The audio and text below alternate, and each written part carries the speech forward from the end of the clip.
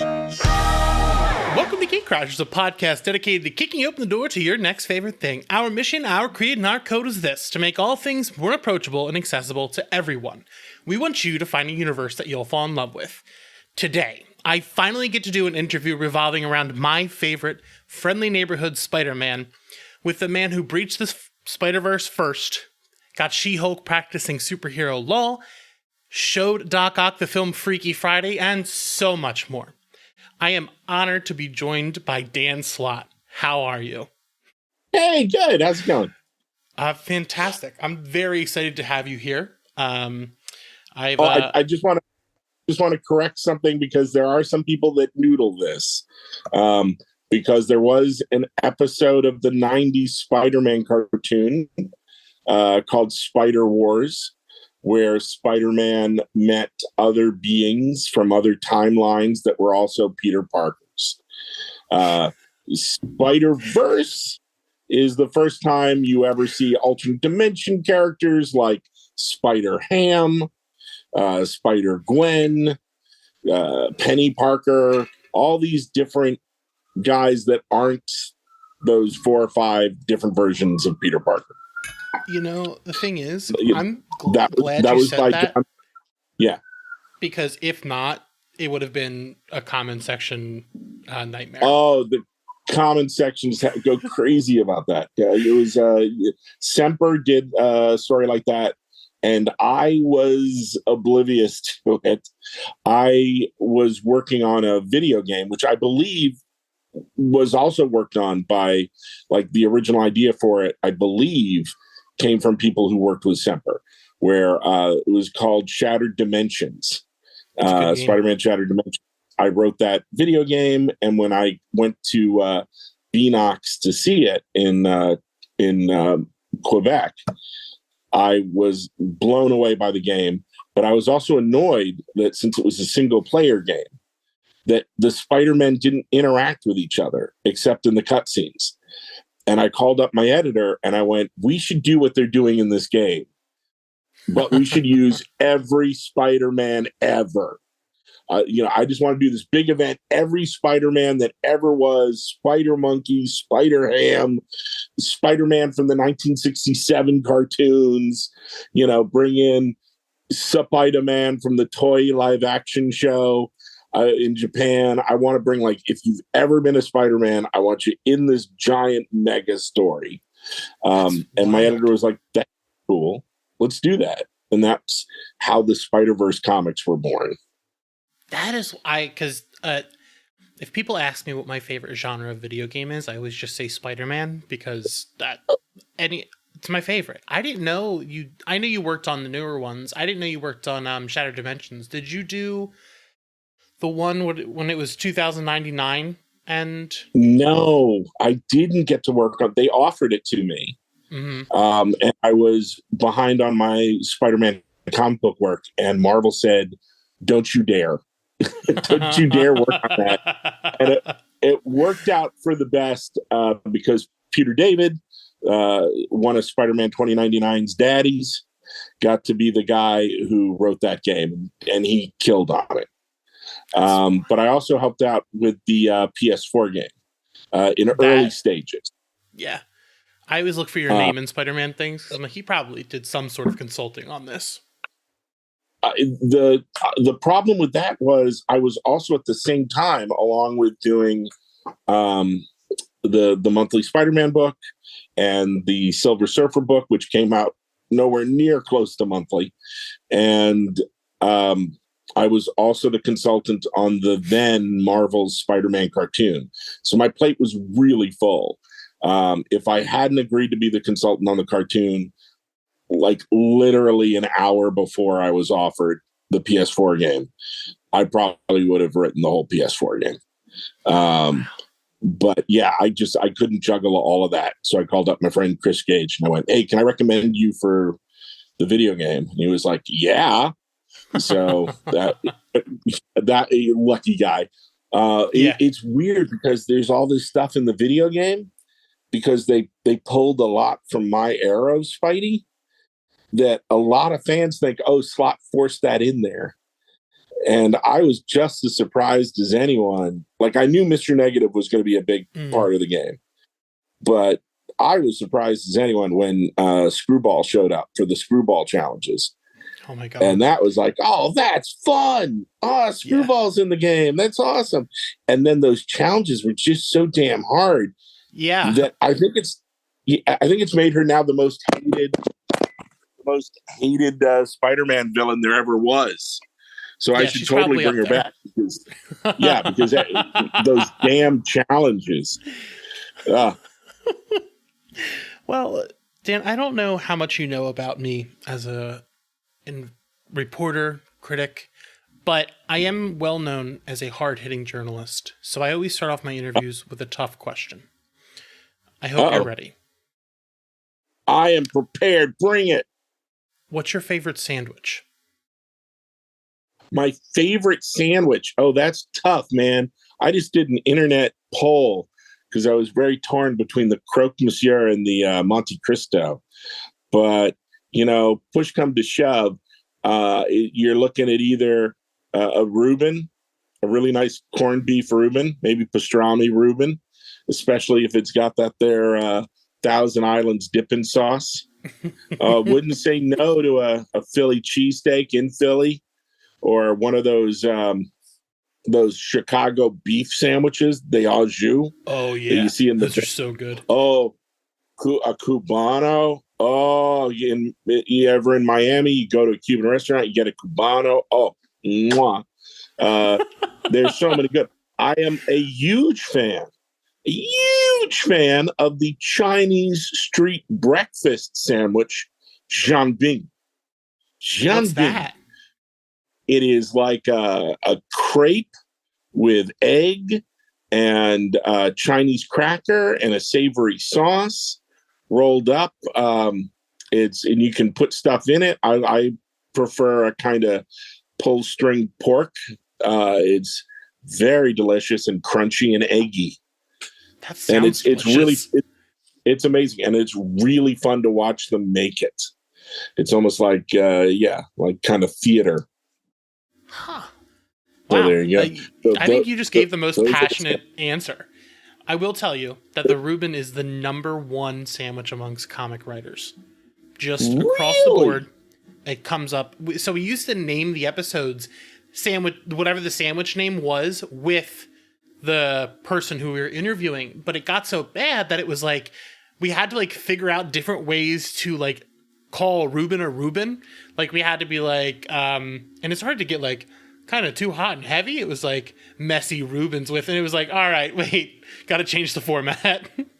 Wow. So yeah, Reuben's the #1. Do you guys argue about what is a sandwich? Like, does a taco or a hot dog or that kind of? Do you go down that rabbit hole?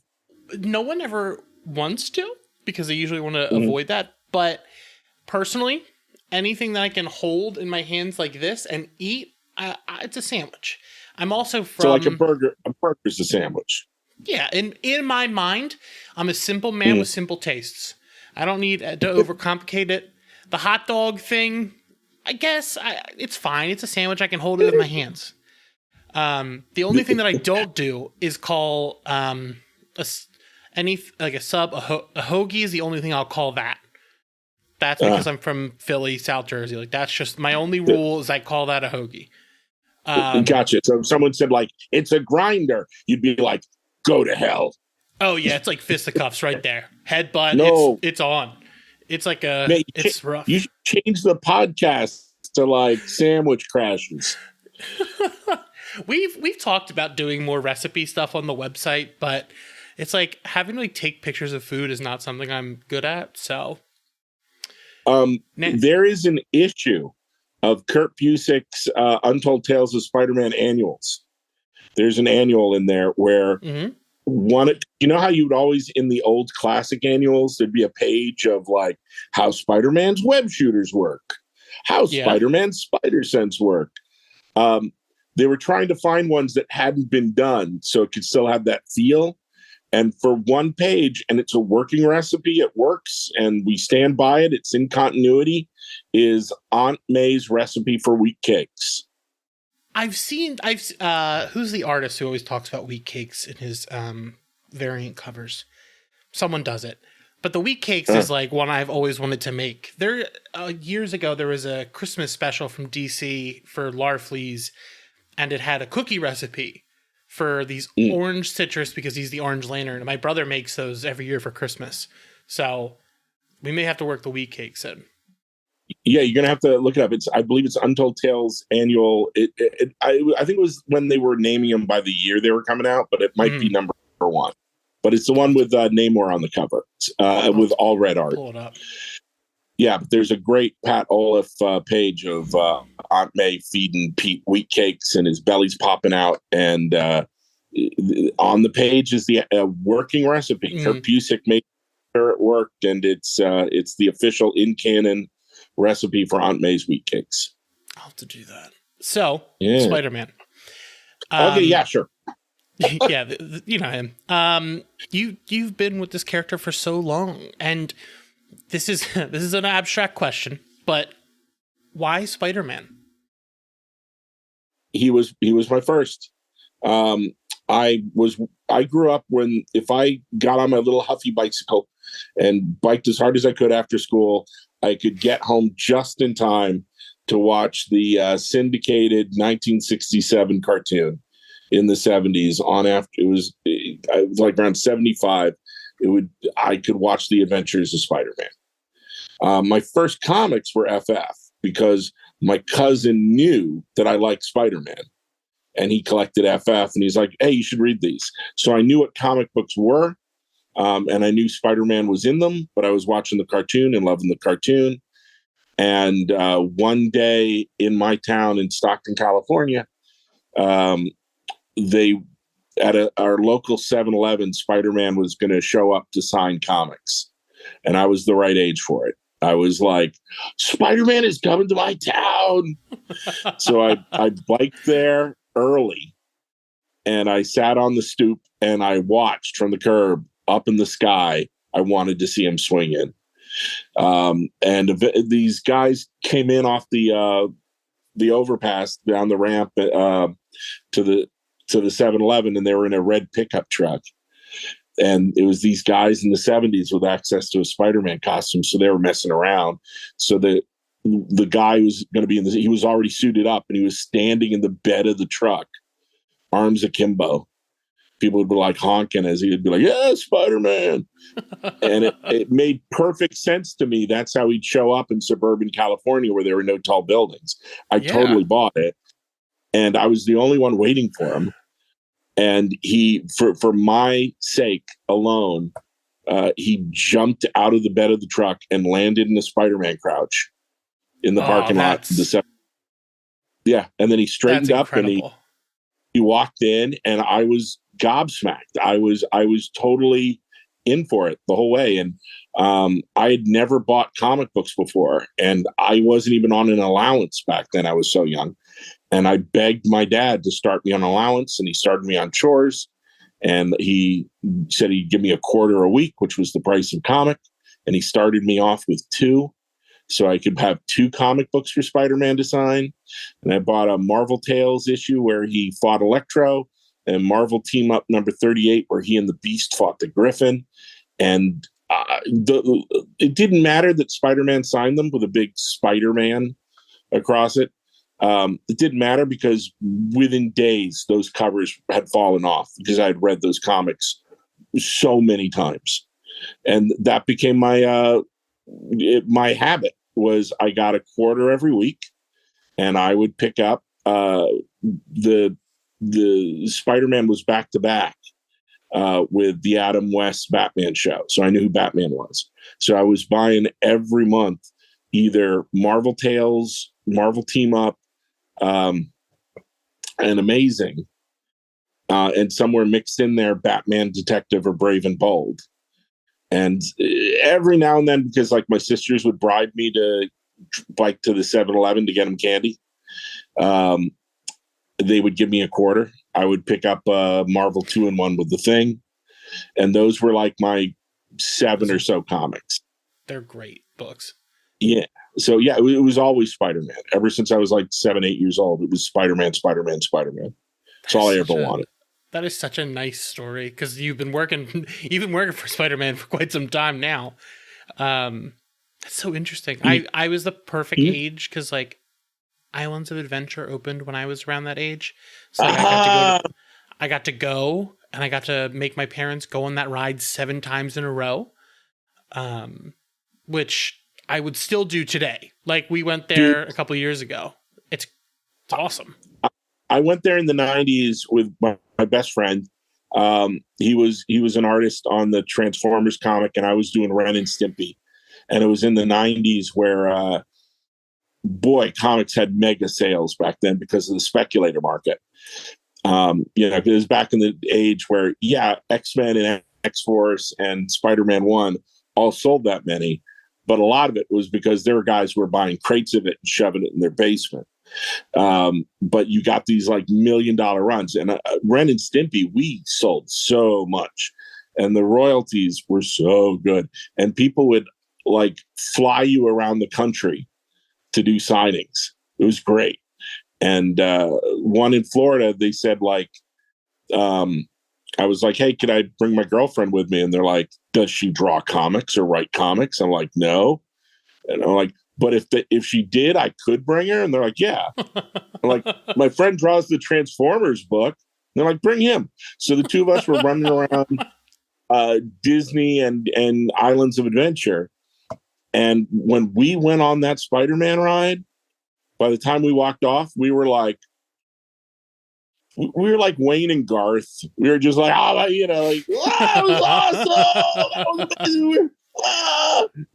And then we looked at each other like, we're doing that again. Oh, we're doing that again. And we weren't going on any other ride. We just kept doing loops. We just kept going back onto the Spider-Man ride over and over and over and over again. It's awesome. It's still great now. Like I'm glad very young me and Ren and Stimpy you were doing the same thing in Islands of Adventure. Well, and also the currently at Avengers Campus, we now got the Spider-Man meet and greets. We got the robot Spider-Man that does the flips in midair. Yeah, it's so awesome. Cool. And the web shooter ride where you get to make web fingers and take out spider bots. It's fun. There's a lot of fun Spidey stuff to do. Disney brought me out for a celebration and it was closed when I was out there, but I got to see Spider-Man and like I got to see kids like hugging him and stuff. And I was like, this is why I love this stuff. And I'm so glad it's so much bigger now because like kids get to have these heroes. But I'm curious what your thought. When I was on staff at Marvel for a good 2 years, one of my extra duties of my job was I gave the Marvel tours to school classes. Well, they don't do them anymore, but I used to, there'd be a class of kids would show up with their teacher and maybe a chaperone or two, and I would take them around Marvel and show them how the comic was made. And the beginning of the tour is always exciting because, oh my God, we're in the belly of the beast. We're in Marvel Comics. But the more you get into it, the more you go, this is a job. People are doing work. And just when the kids hit that point of being jaded, we would snap our fingers and out would come Spider-Man. They'd begin, oh my God, it's Spider-Man. And I would introduce them to Spider-Man. They could ask Spider-Man questions. And so, that was one of the highlights of my staff years was that like I got to hang out with Spider-Man and I got to introduce him to the kids, and something kooky or crazy would always happen on the tour. I can't talk about it. Incredible. There'd always be something. Those are stories for another day.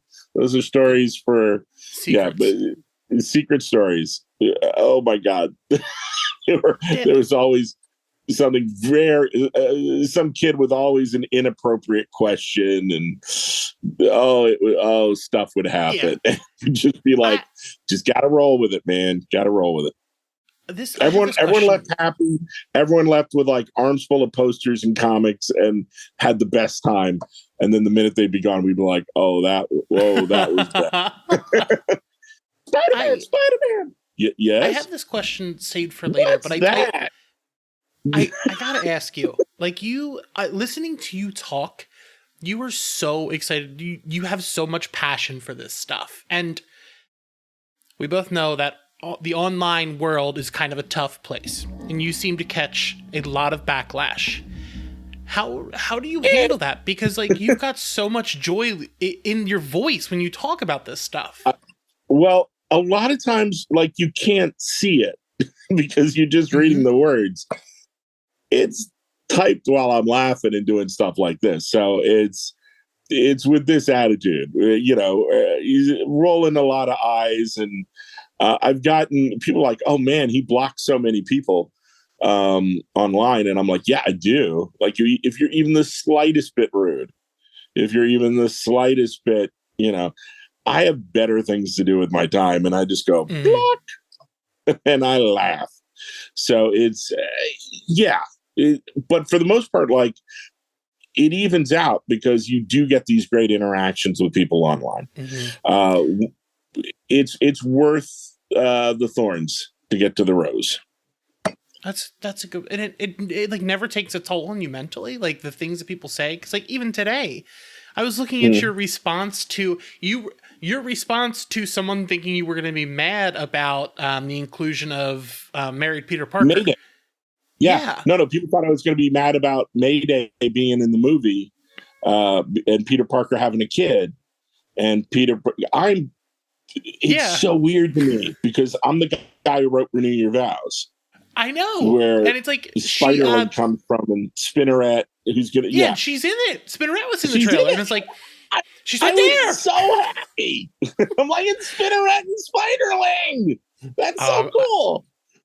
I almost lost my mind when they made those figures. But yeah, I see you, like, I see these comments and I'm like, this would drain me if someone talked to me this way constantly. Well, they don't, because the second they do, they're blocked. So it's not like, well, there's one less person I think with. Yeah. But it is fun. And when people approach you in the right spirit online, and it's not about kissing up or, I love you. Well, thank you. No, it's, if someone wants to goof around and joke, that's cool. But it's the difference of, like, if Tom Brevoort wants to bust my chops, if Marcos Martin wants to bust my chops, if someone I've worked with for years, we have that relationship. And that's cool. And I will bust their chops right back. But if you don't know me and you try to bust my chops, it comes off as rude, if that makes sense. Yeah. It's like, you think you're acting like, like you're little Mr. Dave Chappelle or Andrew Dice Clay. You're not. You're a guy on a keyboard, and I don't know you. So goodbye. It's like, because end of the day, I'd so much rather, be writing the next comic or, talking on the phone with a friend or watching an episode of Rick and Morty.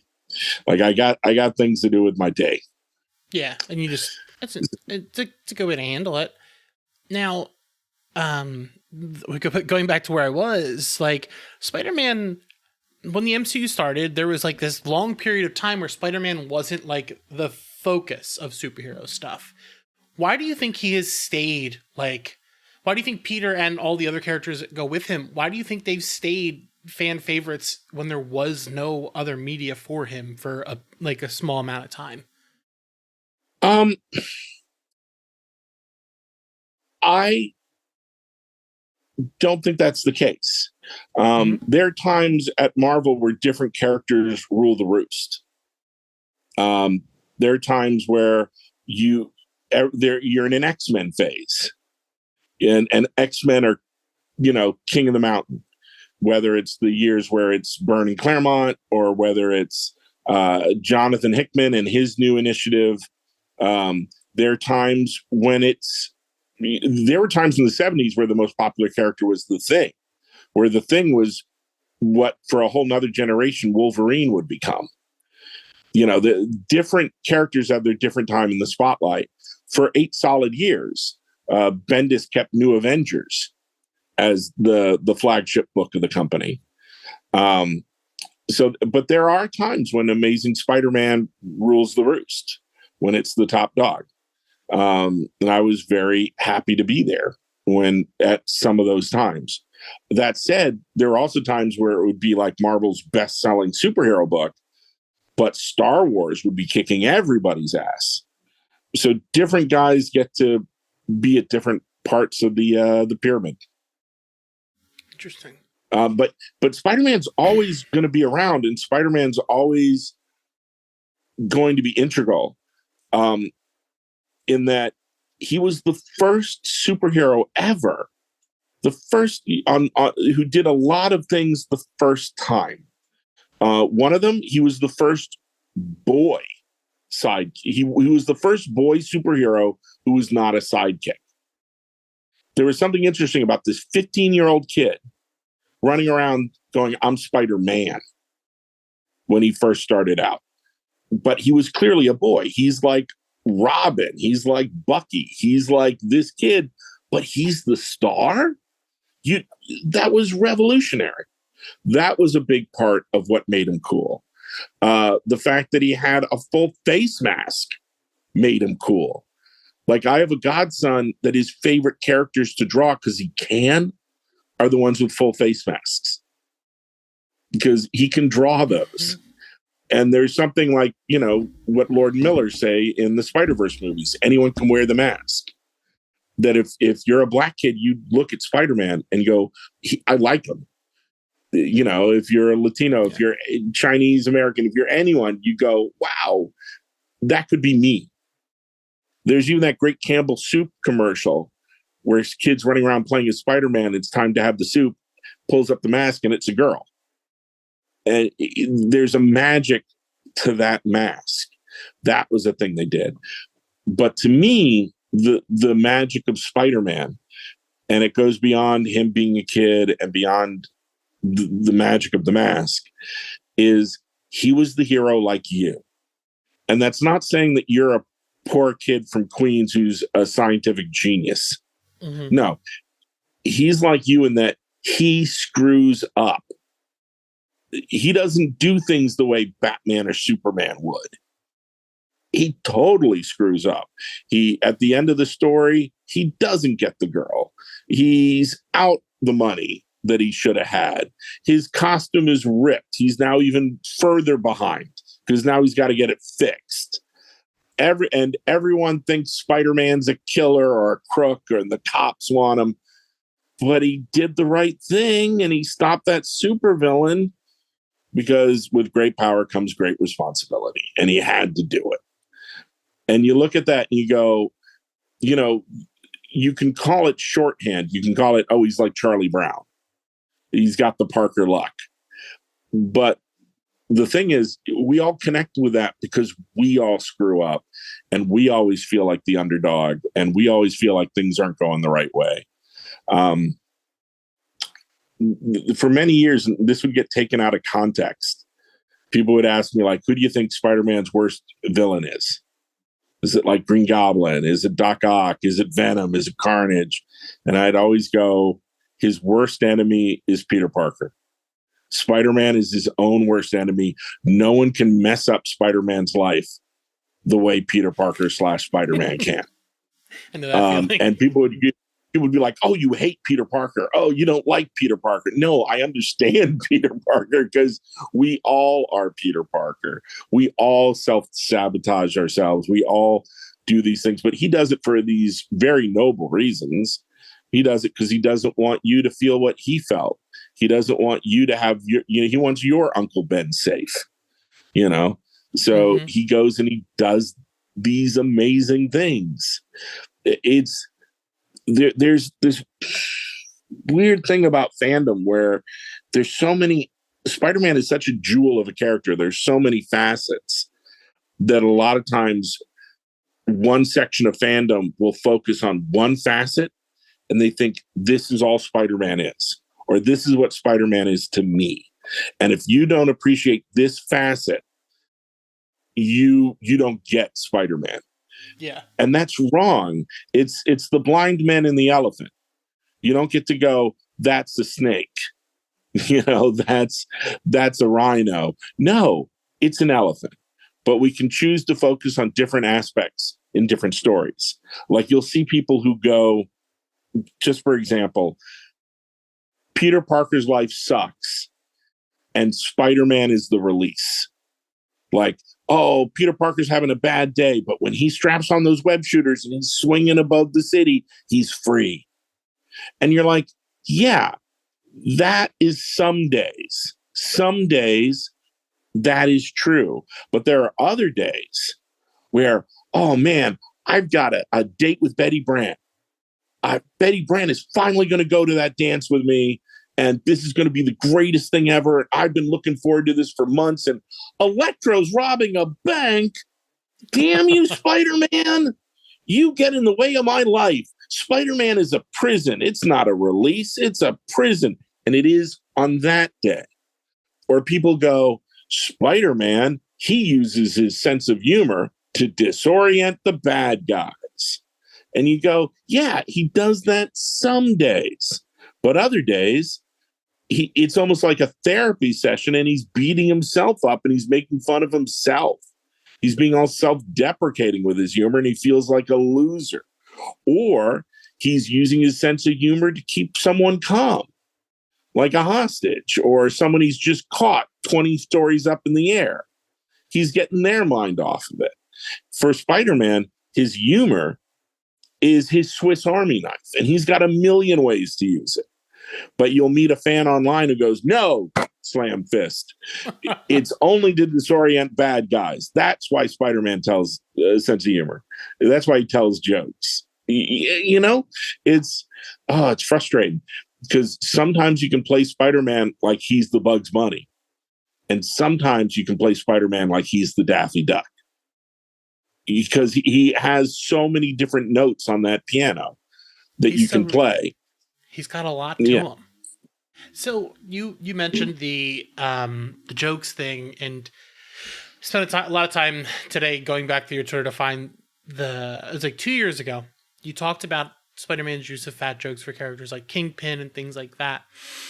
And as a kid, I only had people like Kingpin and Doc Ock who looked like me. So always hearing those things didn't feel great because like you're like, oh, there's nothing for me because like Spider-Man would make fun of me for who I am. But you talked about that and you're like, you'd rather err on the side of kindness. What brought you to this place where you wanted to be like, nah, maybe those jokes aren't cool? Well, I'm not the thinnest guy in the world. No, but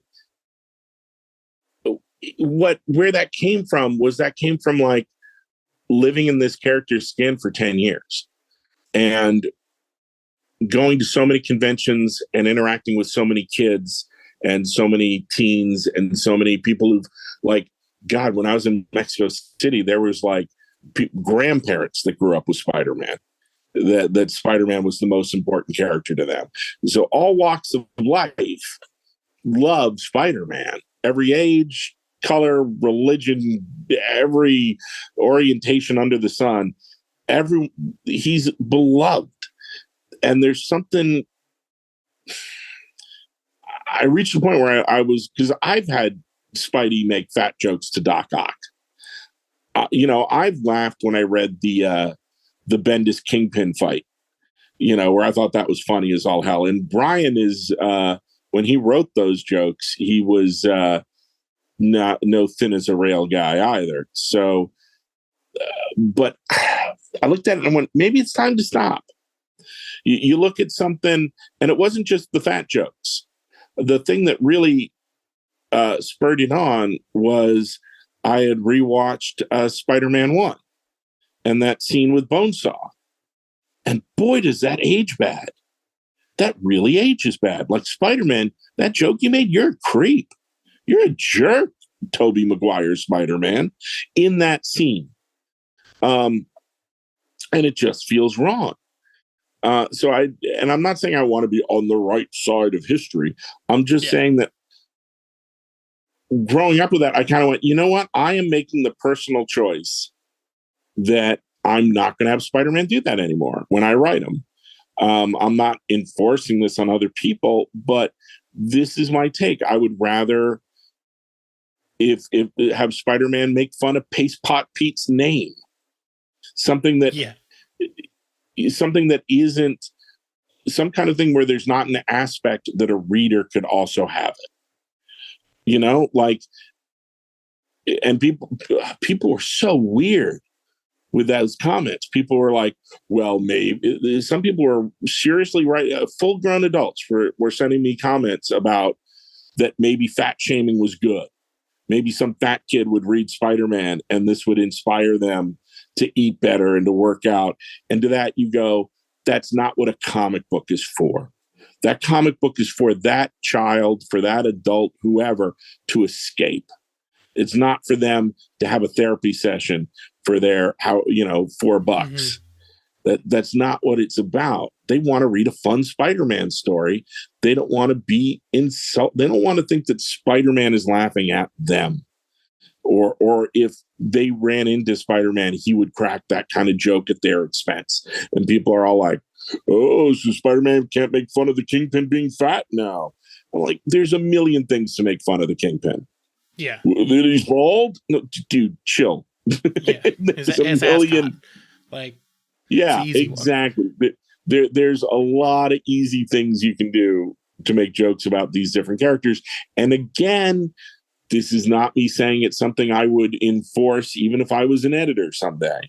I'm saying this is my personal choice of me writing the comic, of me when I am going to write this character. And even if I'm not writing a Spider-Man book anymore, I am never going to stop writing Spider-Man as long as I'm at Marvel Comics.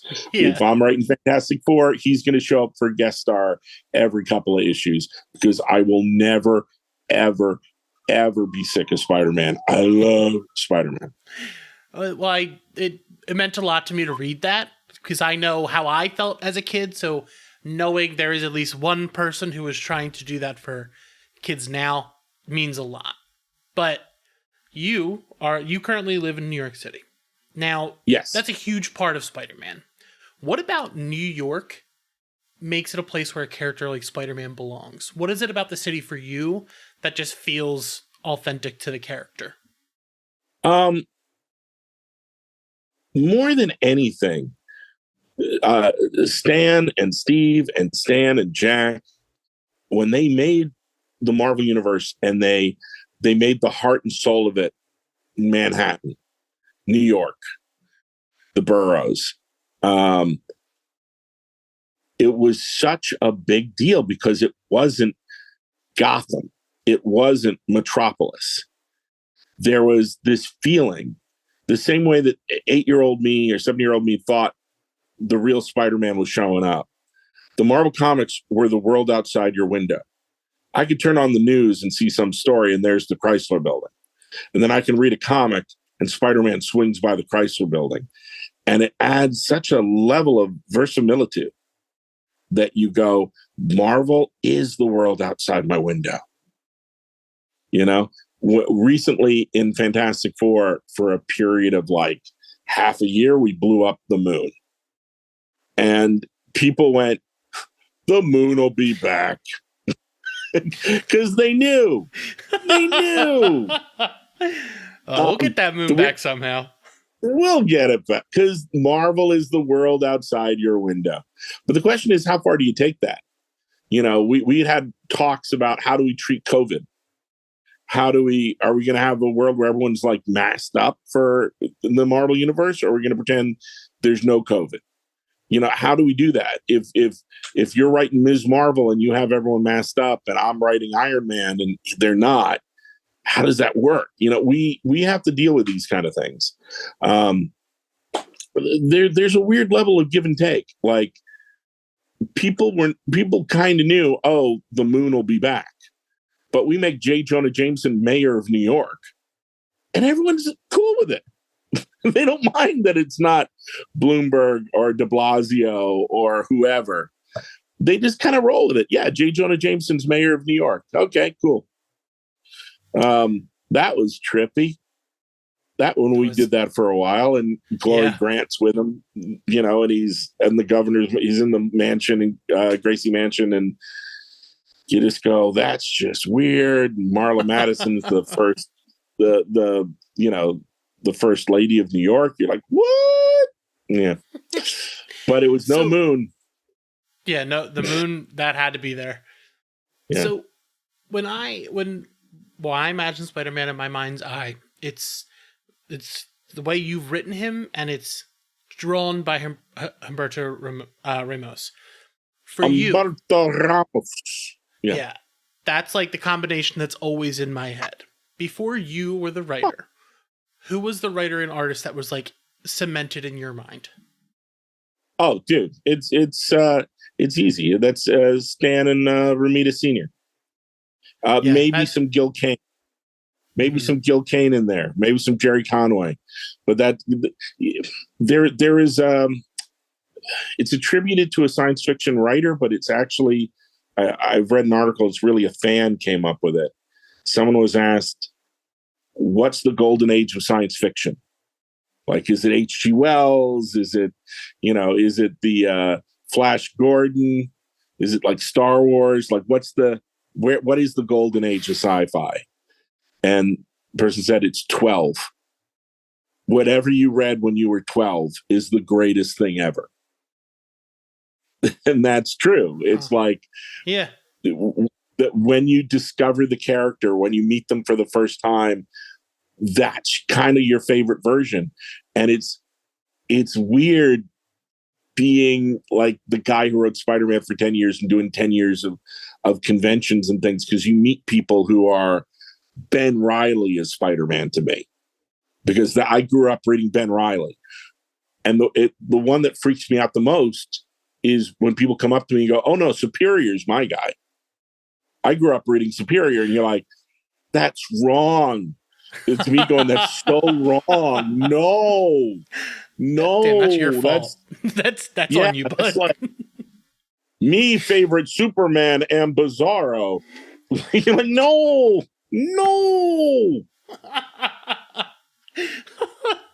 I will. Listen, I'll be honest with you. That suit is my favorite suit. The character, he was going through some stuff. We'll talk about that in a second. But he was a jerk. It's who he is. Before we get into a little bit more pointed stuff, I did want to ask, because we were just talking about the Mary Jane stuff. You wrote Renew Your Vows, one of my favorite books, because I love Mary Jane. I'm always excited when she gets a book. The Leah Williams thing from a couple years ago is also one of my all-times. Was it hard for you, as someone who's written Peter, not single, but pretty much single for 10 years, to then write Dad Peter? No, not at all. Not one bit. It's that phrase, you knew the assignment. That you can go back and read Spider-Man Human Torch, which is my first Spidey miniseries. And we took every era, every decade of Spider-Man and told a different story, moving it up, and each time adding a little bit of hidden mystery between Johnny and Peter. So and each one was a self-contained adventure, but what you eventually get to is the then modern time, where we drop the bombshell on Johnny and he finally learns that Peter Parker is Spider-Man. And that's where the whole miniseries was going. But in that zone, the last issue was clearly with a married Spider-Man, with MJ. And we had fun with that. And it was when Peter was a teacher. It was that era. And the first Spider-Man I ever wrote in 616 continuity, he was married. And I love Mary Jane. She's a great character. But the assignment I was given when I was hired to write Spider-Man is, we've just broken up the marriage. We want him to date other people. So what I had to do is I had to wrap my head around that and go, this is the Spider-Man I'm telling stories about. This is the assignment. If I'm going to have this dream job, this is the version of Spider-Man I'm writing, and I am completely cool with that. And the thing is, you're like, would you write a married Spider-Man? Yes. Would you write an unmarried Spider-Man? Yes. Would you write Spider-Man whose best friend is a unicorn? He teams up with a monkey. Absolutely. If that's the assignment, I'm going to write that.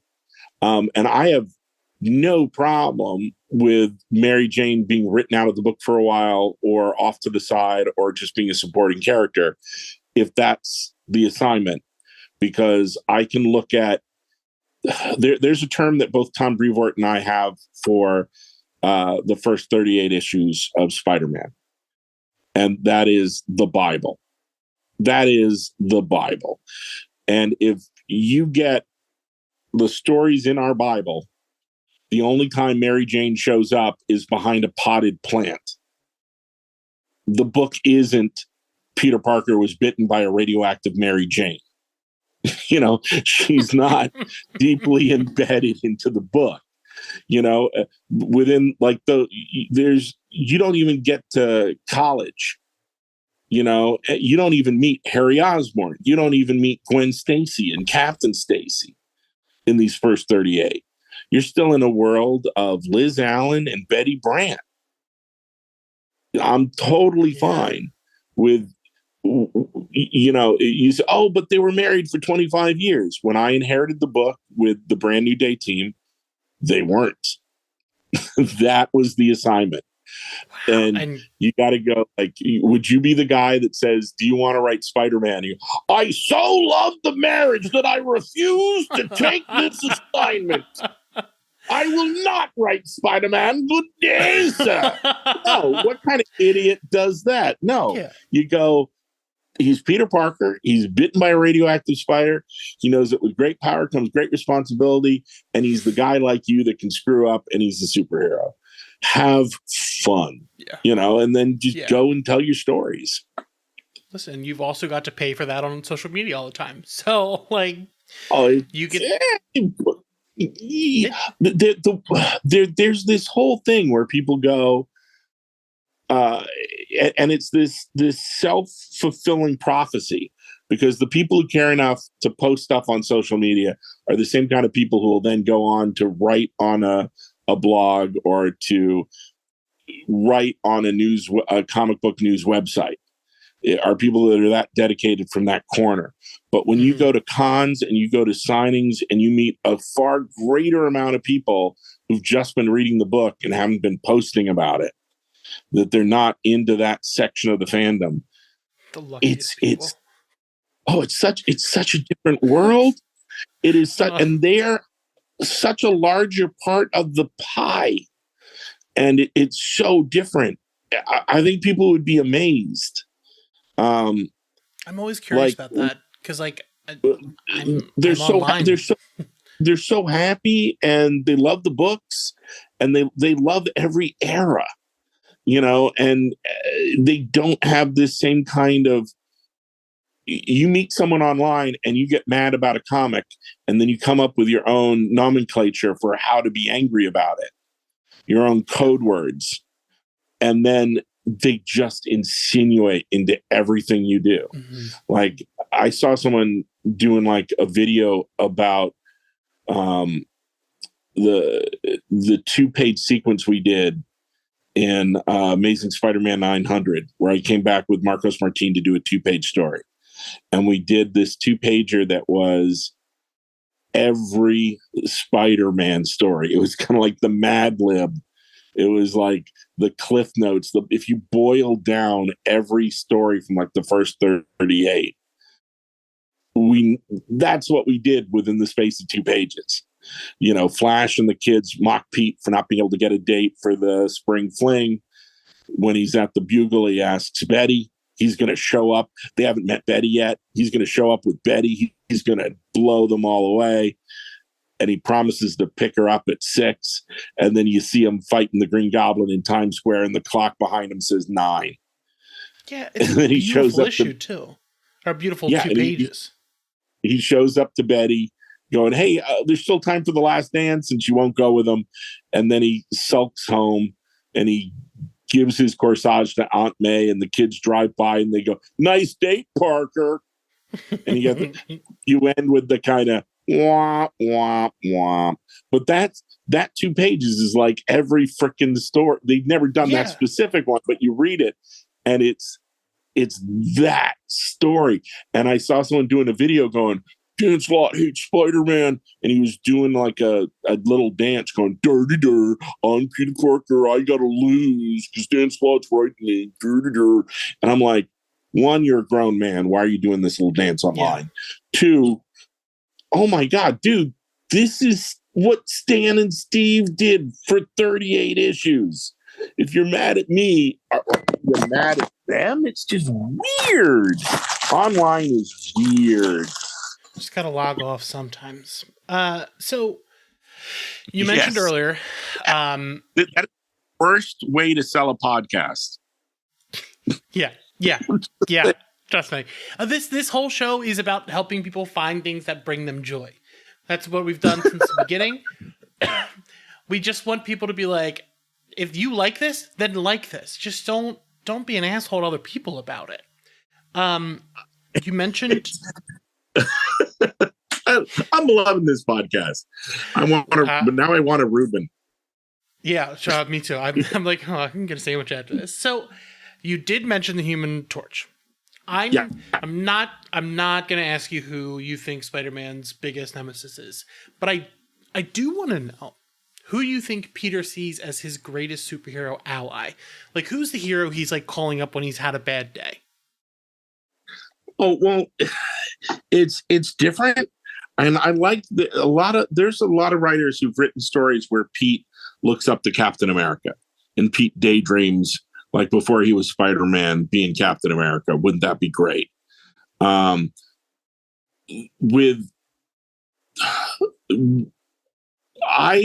It's weird. I look at the Fantastic Four and I see a family for Peter, like a surrogate family with the guy who's like a brother to him.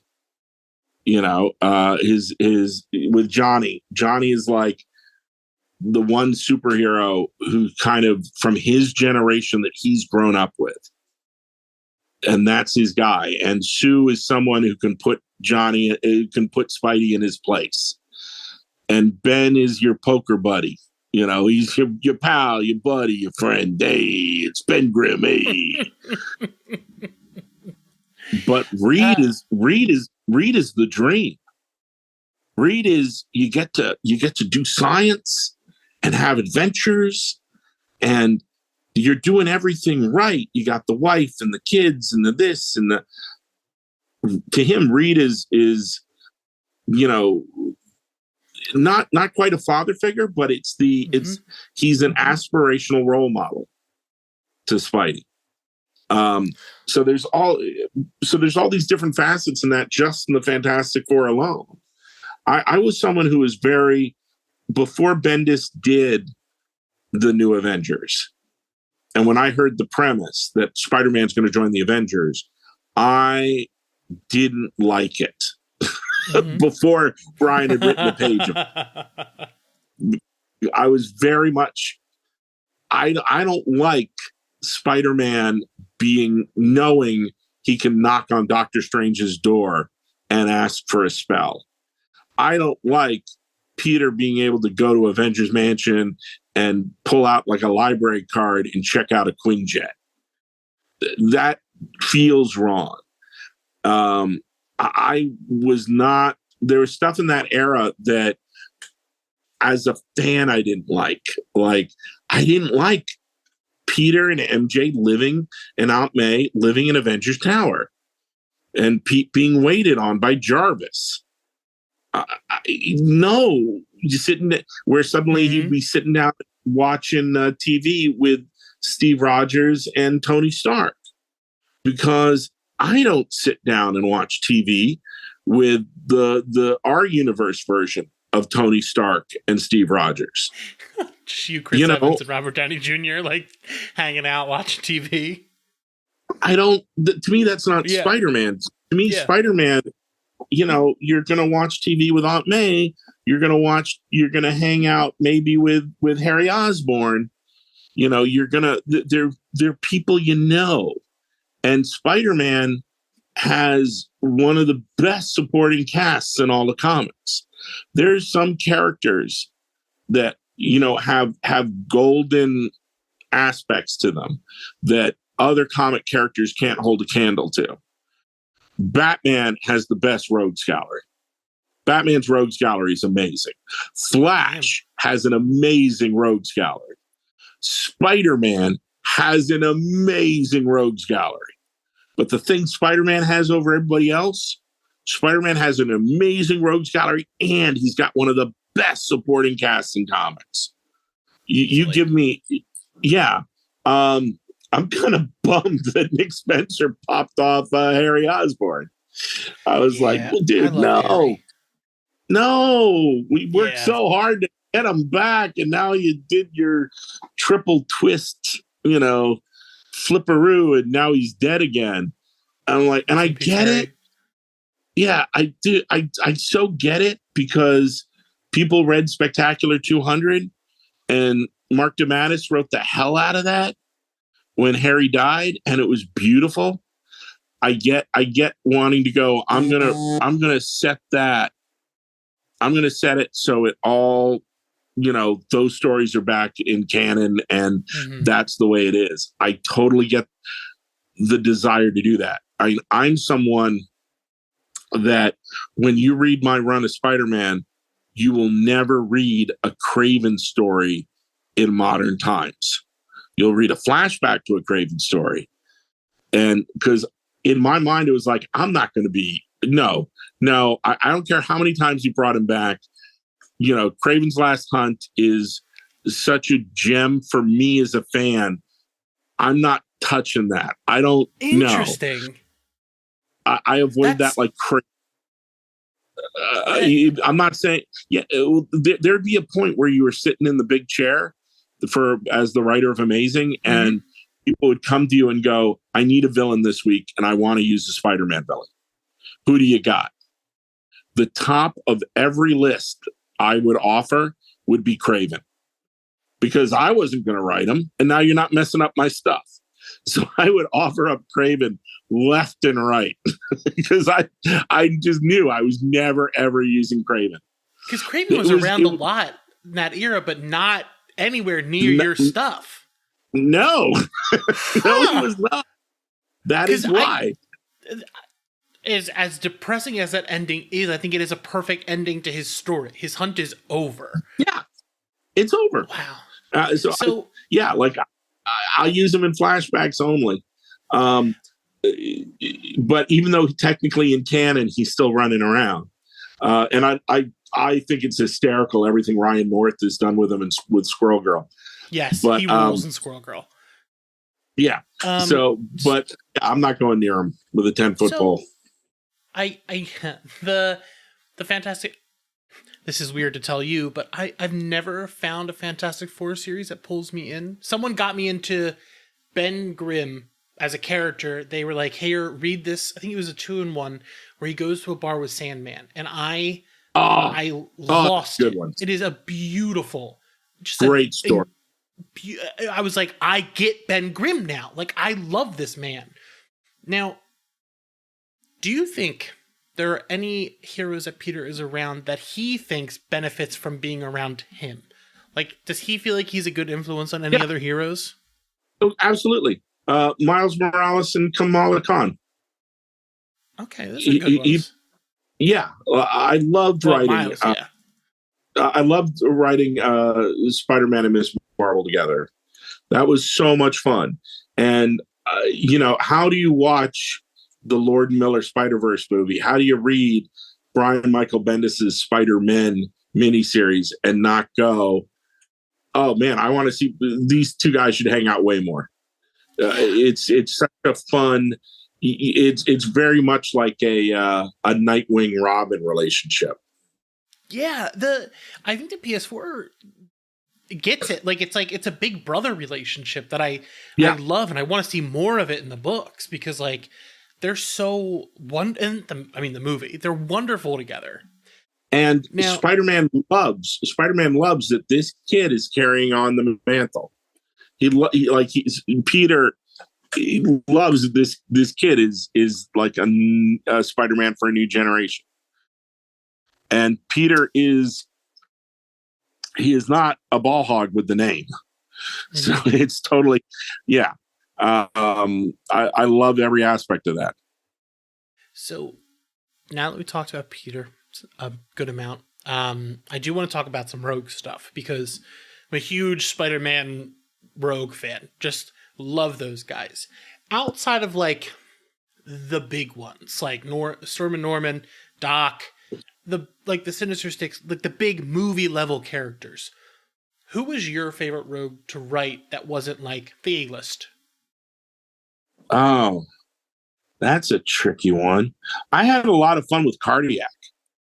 I like the idea of the Robin Hood doctor, helping out everybody, doing what he can. Because you look at it, the villains are always the best when you go, they're kind of right. Spider-Man, I don't want you to beat this guy. I kind of agree with him. Oh, we're on shaky gray ground here. So yeah, I liked working with Cardiac. I had a blast doing whenever Flash would show up as Agent Venom.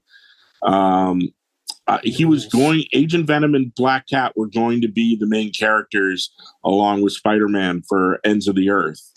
But we had scheduling problems with where the characters were. You can see in one of the free comic. Yeah, it wasn't Black Widow and Silver Sable. It was, and you can see it in one of the free comic book day issues. Madam Web has a glimpse into the future, and it's Spidey and Black Cat and Agent Venom fighting the Sinister Six. But Mark Waid wanted to try Black Cat as a possible love interest for Daredevil, and she was tied up. And what was really frustrating was Mark tried for a couple issues and went, you know what? This doesn't work for me. You can have her back. And I was like, no, it's too late.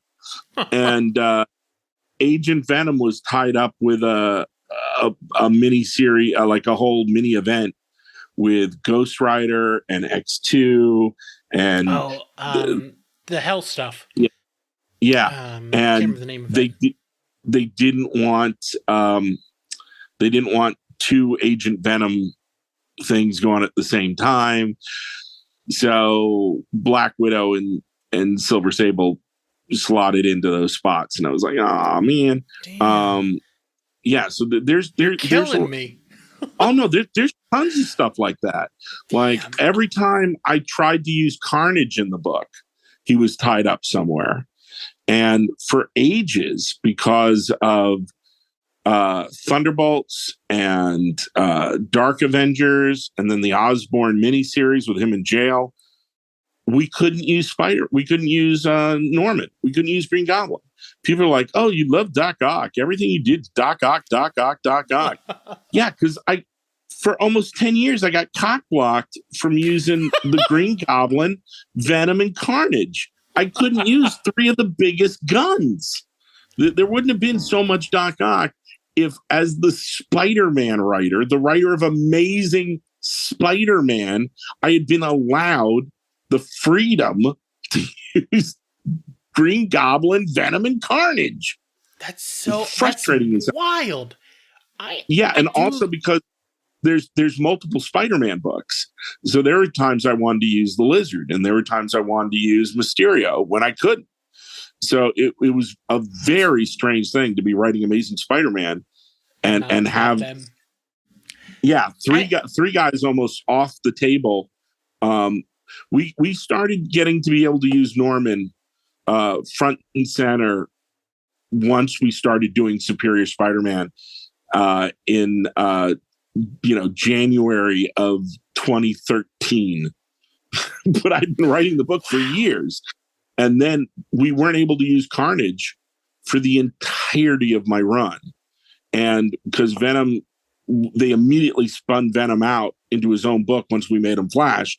I wanted him to be a regular character in the book. and I couldn't because now he had his own book. It was a great book, with the status quo where we set him up with. It was very frustrating. And the last year I was on the book, I'd been on the book for like coming up on 10 years, and it was a nice round number, 10 years. And I was about to hit Spider-Man 800. Marvel told me I could stay as long as I wanted. They were happy with the sales. They were happy with how the book did and how the book had done.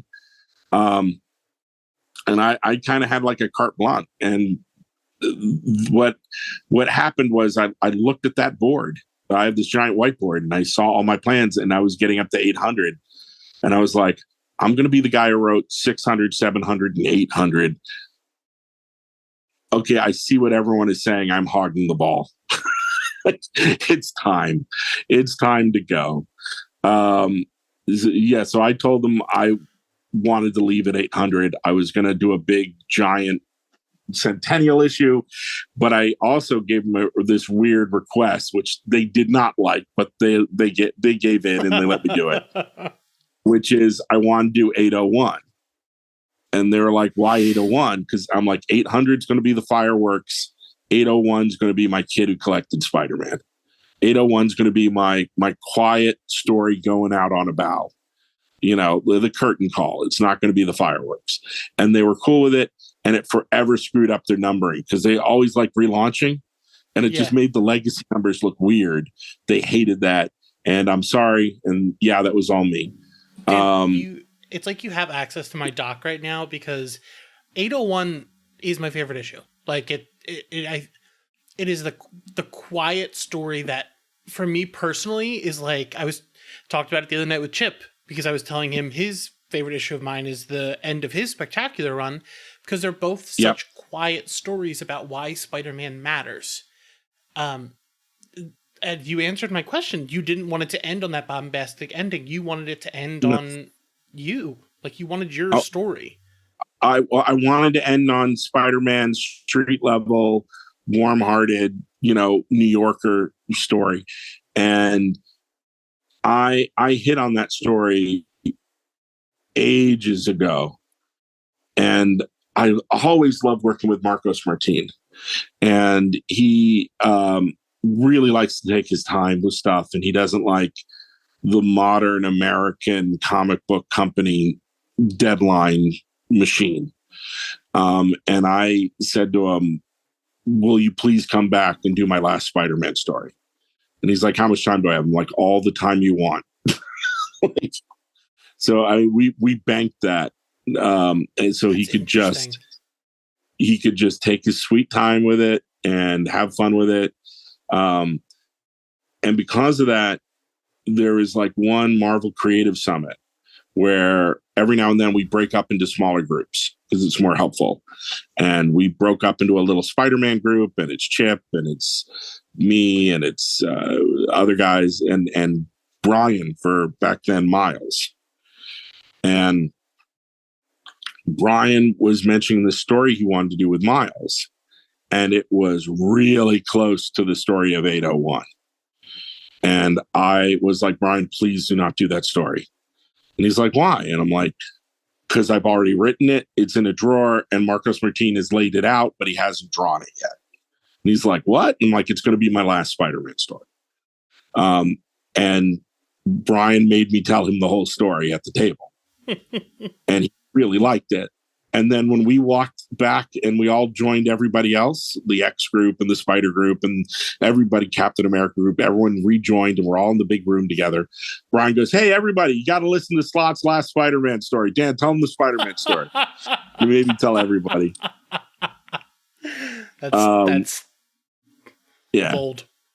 So yeah, that was my one change, because I would never tell Marcos Martin, oh, don't draw that or don't do it that way, because he's my favorite. I love him. But he had a version of that cover where it's that Spider-Man and all the people are the shadow, where there was one extra person and it was me at a desk writing at the very front. And I was like, oh, Marcos, please, please do not put that there. This isn't a story about me. This is the story about Spider-Man. He still snuck in. The Slott was here on the on the water tower. I get so much crap for like, I'm the person who constantly asks artists, do not put me into the comic. Do not put my name on the graffiti on the wall. Do not, oh, if it's a movie, I want it there. But in the comic, if it's a comic, I'm like, can we please not do that? I just don't like the look or feel of it. And it's frustrating because there is that one cover from the Spider Island where it's me swinging in holding Spider-Man.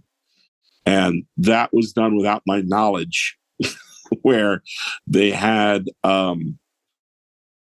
this kind of not a contest, but they had, if your store ordered X many copies, this was the variant you could get. And it was an incredibly high number because we were going to have Todd Walk draw you onto the cover, or the store owner, or whoever won the raffle in this local store. And people weren't getting it. People weren't understanding what the cover was going to look like, because we had a version with a generic person like knocked out holding Spider-Man. We'll put you here. And people just weren't able to visualize it. So they went to Steve Wacker and they said, we need just a standard drawing so they understand who should we put there. And Wacker said, make it Slott. It'll be funny. And then once they had it, since it's Marvel, they aren't going to throw it away. They use every part of the buffalo. It's Marvel freaking Comics. It's Marvel. If you talk to people at DC, you talk to people at other. What are you doing? Oh, we have today off. It's so and so's birthday. You're like, what? Yeah, we're like, Marvel would have us like working on Christmas, sewing wallets with our feet while we're still typing. Marvel is a different animal. So, they were like, oh, we got this cover. Well, we'll make that a variant. I was like, oh God. And Todd was really sweet. Todd gave me the cover as a gift. So I'm like, oh Lord. She got it. And they can't get it back now. Everyone thinks I asked for it. And I'm like, dude, my ego is tremendous. It's not that big. It is insanely huge, but it has a limit, and the limit is that. So I did not realize, because I'm such an idiot. I did not realize that Mike Allred was drawing me as Reg Greenwood in Silver Surfer. I did not realize that, because in the first few issues, he doesn't look like me, because they're flashbacks. And I wasn't noticing, like, when he was older, like, Mike has a completely different idea what I looked like when I was younger. But then he drew this thing and I didn't see it. And Brevoort had to point it out to me, like, that's you. I'm like, oh no, I'm in the book. Gotcha. I do not like it. There's a comic, like a New Warriors backup story, where I was drawn into the background for some reason. And I don't like it because it's just sitting there in print, like the portrait of Dorian Gray. Yeah. I do not like it at all. That's interesting.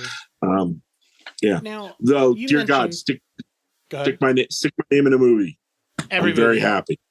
Every freaking movie, but just not the comics. We talked about Superior Spider-Man a little bit. Now that I know that you were kind of locked out of some of these big characters, is there another universe where it wasn't Ock who took Spider-Man's body? No, because the way that all came about was Amazing Spider-Man 600 was going to be something completely different. It was going to be a completely different story.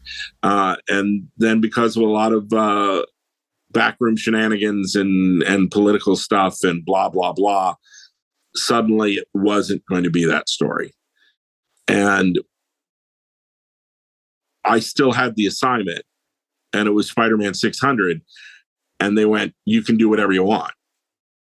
And I was like, I knew if we'd had access to Green Goblin, to Norman, I absolutely would have done Spider-Man versus the Green Goblin for Amazing Spider-Man 600. I absolutely would.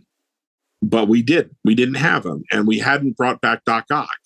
But I asked if I could have permission, because if you can't get Green Goblin, you want Doc Ock. Yeah, you want Doc Ock.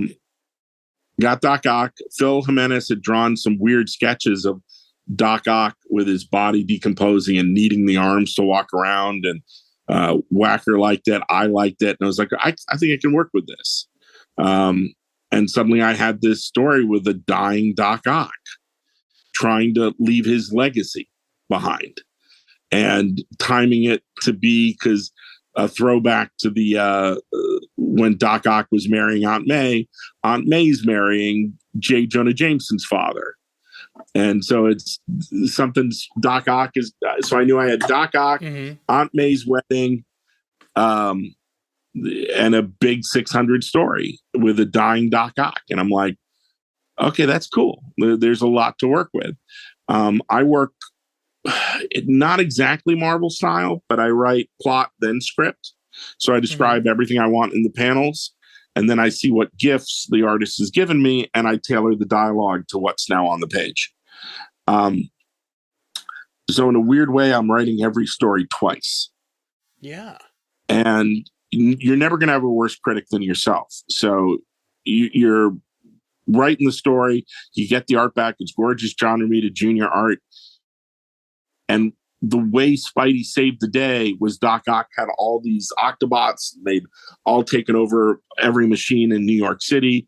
And they were all, they were all acting as extensions to Doc Ock. And basically New York was trying to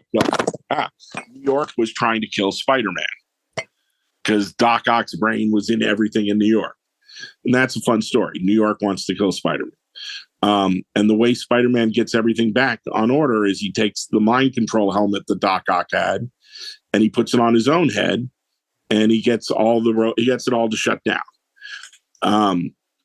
But when it came time to write that a second time, when I got to write the script, my inner critic went, Spider-Man, you're an idiot. You're putting your brain in Doc Ock's mind helmet. Doc Ock's a mad scientist. Doc Ock is dying. You've now put your brain patterns in there right before he dies. And I'm like, oh my God, he's going to swap places with Spider-Man. And I was like, I have to do this story. And I write down this big note, Doc Ock, Spider-Man brain swap. And I put the seed in the story right there without even intending to do it in 600. I'm like, oh, that's good. And then later we were doing over 60 issues later. We're getting ready to do like a big event. It wasn't. It was even longer, because it was where Ends of the Earth was going to be. And we were having a lunch, and they were asking me like, Dan, we need a tent pole. Oh, no, it was 60 issues, because it's where Spider Island ended up. We're having this lunch, and Steve asked me, what do you got for our next big event? And this is what it's like to work for a big company. They needed a Spider-Man tent pole at a certain time of the year on the schedule. They wanted a big Spider-Man event. And Steve was like, what have you got for me? And I gave him here's my long-term plan. Here's where I'm building. The next big massive story we've got is called Ends of the Earth. And it's where Doc Ock tries to take over the Earth. And they all everyone who was there at the lunch, Steve, his assistant editor, Tom Brennan, and Tom Brevoort, who is the senior editor over that section, they're all looking at me and they're not happy. They're like going, Doc Ock takes over the Earth. I'm like, yeah.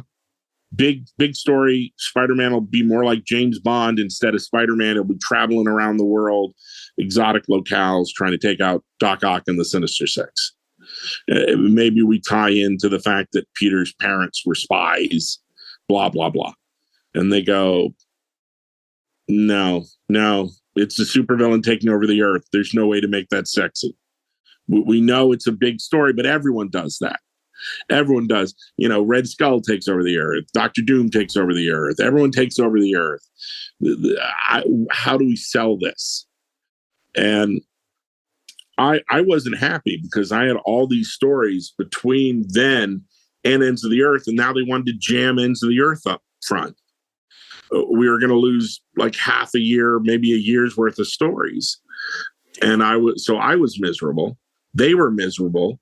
They didn't have the thing that they wanted, but now we were all set on a course. We were going to do Ends of the Earth a year earlier. And we're all leaving the diner all grumpy. And as we're putting on coats, Tom goes, that's your final Doc Ock story. He tries to take over the Earth. He fails. Spider-Man captures him. They put him in a prison. He's going to live out the remaining couple weeks in an iron lung. I'm like, no, that's not the last story. We're going to get one more Doc Ock story. And he's like, well, what's that story? And I go, oh, it's great. It's hours before he's going to die.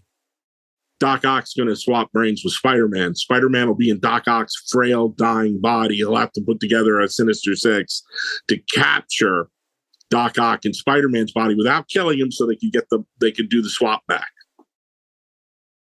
And everybody just stopped in their path. Everyone did, all the sneakers went squeak on the ground, and everyone like, what?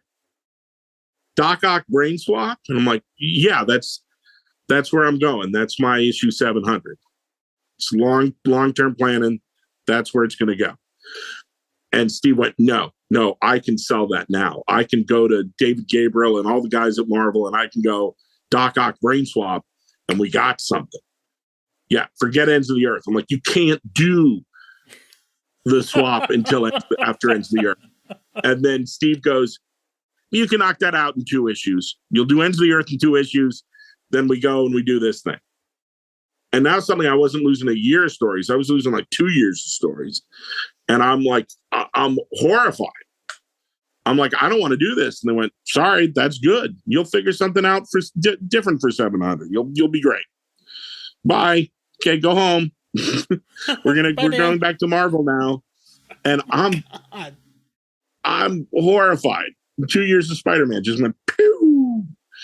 And I get home. And I call, by the time I get home, it's like near the end of the day, and I call Steve at Marvel and I go, have you talked to David Gabriel and the big shots at Marvel yet? He's like, no, I've been really busy. We're getting books out. Haven't had a chance. I'll do it on Monday. And I said, like, Steve, if I give you something better than Doc Ock brain swap by Monday, can we put all the pieces of the puzzle back? Can we put Ends of the Earth back where it's supposed to be, and 700 where it's supposed to be? And he goes, sure, but you're not going to beat Doc Ock brain swap. And I'm like, we'll touch base on Monday. I get on Skype with my best friend from high school. He lives in London. I spend all weekend just throwing things against the wall, just mad pitches, thing after thing after thing, nothing sticking. And he goes, my friend Toby goes, Spider-Man's main deal is with great power comes great responsibility.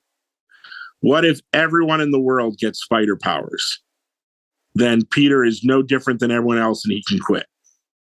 And I went, that's a neat idea, but they just did it with the Hulk. They just turned everyone in the world into a Hulk and then turned them all back. It would too similar a beat. And then I went, wait a minute. Spider-Man's world is New York. Spider-Man's world is Manhattan. What if we got bed bugs in the city? What if there's radioactive spiders as bed bugs? And everyone in New York is getting bitten. All of Manhattan gets spider powers, and they have to quarantine it. They have to quarantine it because some of them, the powers keep mutating and they turn into monsters like the tarantula did in that Roger Stern story. So you got people with spider powers, there's spider monsters, there's everything running around New York. And he's like, Spider-Man's cast lives in New York. So Mary Jane gets spider powers. J. Jonah Jameson was spider powers. This was spider powers. Punisher grows extra arms and each one has a gun. And the skull on his chest has spider legs coming out. His Punisher gets spider powers. Everyone gets spider powers. And we're just like, oh, this is good. It's so good. And I go, okay, I know what to call it. And my friend Toby's like, what? What do you call it? And I go, Spider-Man Hatton. And he goes, that is the worst thing you've ever pitched. That is awful. That is the worst. And I'm like, Spider Island? And he goes, that's much better. Pitch that. Pitch Spider Island. And I pitched that to Steve. And by the time I said J. Jonah Jameson has spider powers, he goes, sold. Do that. Do that instead. Holy shit. You saved yourself. You saved, would you say 2 years of Spider-Man? Like 2 years of stories. Yeah.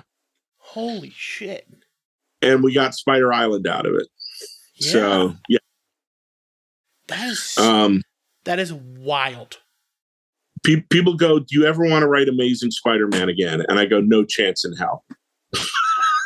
Like, I never want to write Amazing Spider-Man again. I never want to do 2 to 3 books a month of just Spider-Man, being the guy sitting in the big chair, being responsible for the giant Spider-Man event every year. I just want to tell Spider-Man stories and have fun and do one a month. And yeah, so being the guy on Spider-Man I used to say this a lot about my career, that everything was a monkey's paw, that you get you get the thing you wanted, but not the way you want it. Yeah. At what cost? Yeah. So like, I got to write Amazing Spider-Man. And then they're like, no. You get to write Amazing Spider-Man 3 times a month. And you're like, what? You can't stop writing Amazing Spider-Man. You have to keep writing Amazing. Like, what? You have to write it all out of order for different artists. And it all has to make sense. And suddenly it's like you're Lucy in the Chocolate Factory. You're like, oh my God. I need help. What's going on? And wow.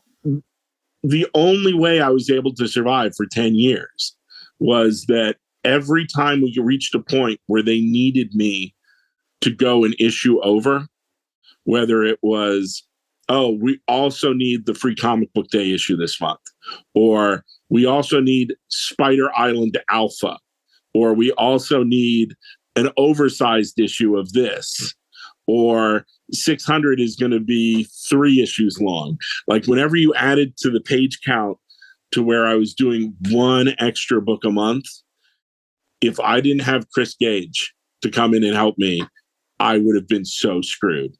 So that you get this every time there's a big event, you can see it. Like right before the big event, Chris Gage helps me write like 3 issues. And those 3 issues, the physical 3 issues, you still get them. So you're getting my workload. You're getting the workload I always give you. Like if it was Spider-Man, you're still getting 60 pages out of me a month. If it was during the 3 times, you're still getting the 40 issues out of me, the 40 pages a month out of me if it was the twice a month. But if you needed me to go over that, I needed Chris Gage for that extra issue, that extra 20 pages, or I would have been dead, or I would have quit sooner. So one of the others. Damn. And that's also why Silver Surfer came out so infrequently. Yeah. Because if they had my back to the wall and they're like, Dan, we need the Spider-Man issue and we need the Silver Surfer issue. I'm like, what does Marvel want? Do they want the Spider-Man issue and the revenue that brings in, or do they want the Silver Surfer issue? And they'd be like, give us the Spider-Man issue. I'm like, thank you. And then you look at it and like the Silver Surfer issues come out almost like every other month. It was shameful. It was very shameful, but it's because we were doing 2 to 3 issues of Spidey. I did a podcast with Zeb Wells recently, and we were talking about it last time I was in LA, the 2 of us. He was like, I had no idea what I was getting in for. You have to, there are so many months when you're writing Amazing Spider-Man where it says on the job description you're doing 2 a month, where you're really writing 3 or 4, because it depends on how many artists you're feeding, not how many books you're putting out. So you look at something like Amazing Spider-Man 900, look at how many pages that is. And that's how many pages Zeb Wells wrote that month. It's insane how large that issue is. And then you go, oh, wow, Zeb Wells also wrote the 2 issues the month before. And Zeb Wells is also writing She-Hulk, the TV show. And Zeb Wells is doing other secret stuff that you don't know about. So when you throw you throw the Amazing Spider-Man assignment onto somebody, whether it's me or Nick Spencer or Zeb, you don't know what that job is until you're sitting in that chair. It's scary. I'm so happy to be on Spider-Man with Mark Bagley. Let's talk about that, because when we started this, we were DC only for a long time. Then we rebooted to Gate Crashers, and we're doing everything now. My biggest thing was if I started this, I don't know how many years earlier, I could have interviewed Dan Slott about Spider-Man, but I was like, wait, he's back. Like, that day when that announcement came to my email, I lost my marbles. I was like, fuck yes. There is nothing that matters more to me now than getting this. Because, again, you're my Spider-Man guy. So, you coming back was huge for me. And I was like, what the fuck brought him back, though? He seemed like he was... you love Spider-Man, I know, he's in everything, but, you were like, all right, 801, I'm going to other books now. What made you want to come back, other than your love? There's a number of things. One, he's my favorite character in all of fiction, and you spend so much time with the character in your head and that world in your head, and you know the red car phenomena, where the minute someone says, a red car, you suddenly notice how many are on the street. Yeah. It's not quite the pink hippo problem where people say, don't think of a pink hippo. No, it's people going red car. And you go, oh my God, there's so many red cars. It's because I write Spider-Man, I am keenly aware when I'm walking down the street, that lady's holding a Spider-Man umbrella. That kid has a Spider-Man backpack. That person over there, they've got a Spider-Man Letterman jacket. That person's got the Spider-Man kicks. I see it. I see all the Spider-Man stuff. I'm walking down the street. I see a dad with a baby Bjorn, and he trips on the curb, and he's going to fall. And he sticks his hands out, and he makes sure his body takes it instead of the kid. But there's that horrible moment where you go, oh my God, if he didn't get his hands down, that kid would have been a pancake. And you freak out. But then the second he's back up on his feet, in your mind, you rewind it and go, and then a web catches him and stops it with the baby 1 inch. I'm like, oh, I'm writing that down. And then, hey, Umberto, draw this. Yeah. You start seeing everything through a Spider-Man lens. And that doesn't go away. So it's just this extra, shift on your gearbox where you go, it's really scary. I'm a little bummed to leave Fantastic Four because I've got, these files of Fantastic Four stories I didn't get around to.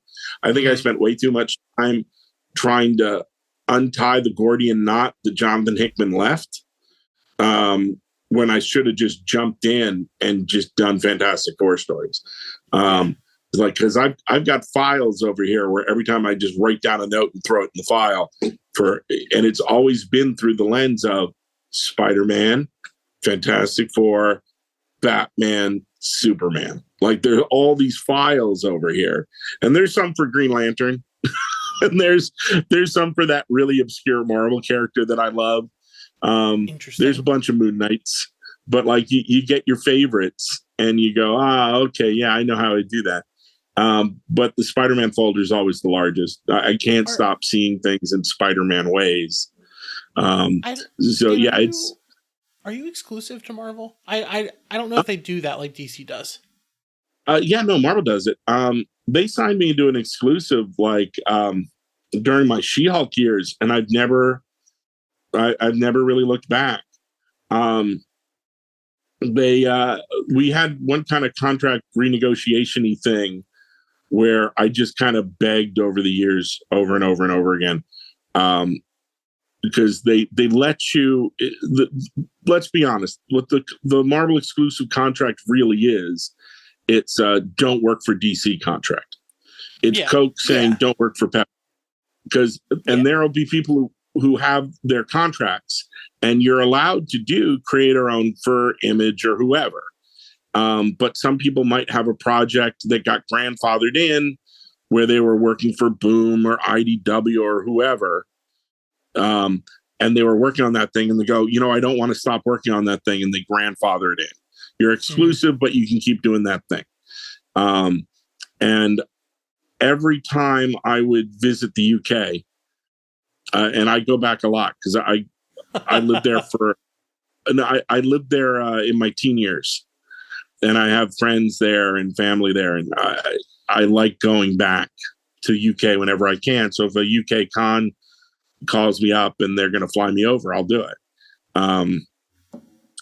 And every time I'm over there, the guys at Titan and Panini would take me out to lunch and go, "We know you're a big Doctor Who fan. Would you like to do some Doctor Who?" And I'd be like, "I can't." I want to, but I can't. And Marvel finally let me out of that with you can do one a year for 3 years, then you get out of your system, and then you go back into out. Yeah. So I'm doing a Doctor Who comic a year, a special a year, and the first one comes out next year. I was asked to ask you that.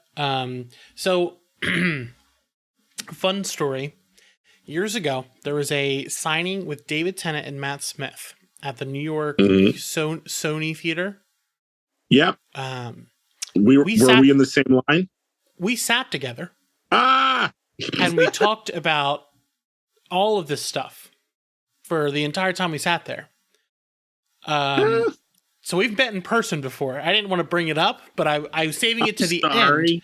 No, it's okay. Before that I was just regular college Dan McMahon. Now I'm Dan McMahon with the podcast.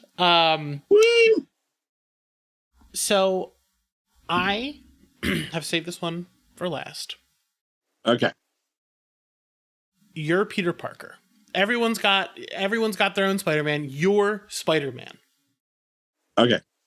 What TARDIS does he fit in best in? Who's his doctor? What campaigns is he with? Where does he fit? I pitched because I so wanted to write Doctor Who, and I've met so many wonderful people in front of and behind the camera over the years for the Doctor Who show, that I pitched to.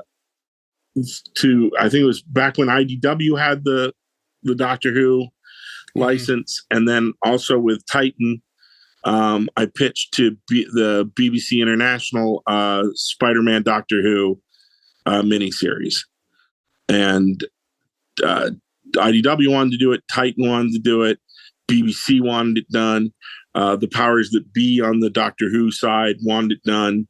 We're totally cool with it, and there were people on Marvel editorial who wanted to do it, but push came to shove, the powers that be at Marvel said, we're not doing it. But I tried for 5 years to make that happen. And I had the stories for it. And part of me foolishly believes someday we will make this happen somehow. When I pitched it, it was during the Matt Smith era. So in my head, that's where it is. And it's hard to shake that. Because my opening scene was going to be the doctor talking to Amy Pond, going he's setting the dials. She's like, "Where are we going, doctor?" And he's like, "Oh, there's this one historical figure I've always wanted to meet." And she's like, "He's called Spider-Man." And she's like, No, he's from my time. He's a menace. And she's like, "That's awesome. Amy, trust me, history is kinder to him." And the TARDIS appears, and Spider-Man's in the middle of a fight with the Rhino, and the Rhino is charging him.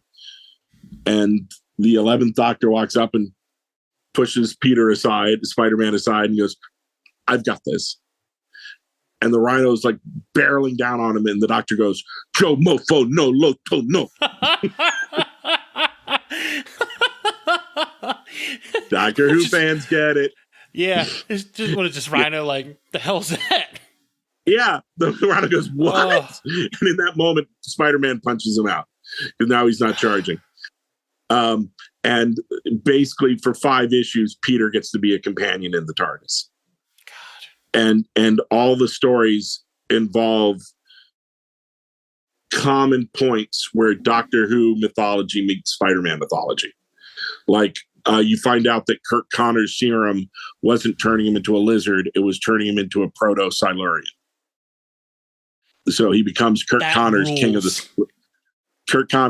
Silurians is one of the adventures.